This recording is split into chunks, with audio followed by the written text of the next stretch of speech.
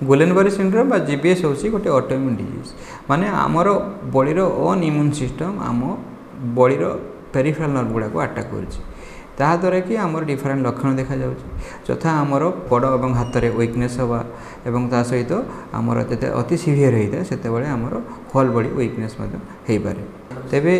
यार लक्षण गुड़िक हूँ जे प्रथमे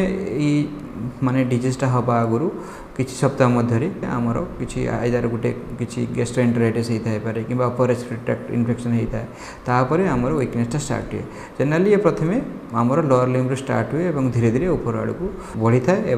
आमर नेक और फेस को एफेक्ट करता है जीबीएस डायग्नोसिसटा जनरली आम क्लिनिकाली करूँ जदि आवश्यक पड़े ताहले इलेक्ट्रोफिजियोलॉजिकल टेस्ट एनसीबी हेल्प नहीं था एवं ता सहित सीएसएफ हेल्प नहीं था जीबीएस ट्रिटमेंट होची मेनली सपोर्टिंग माने फिजियोथेरापी ता सहित जदि आमर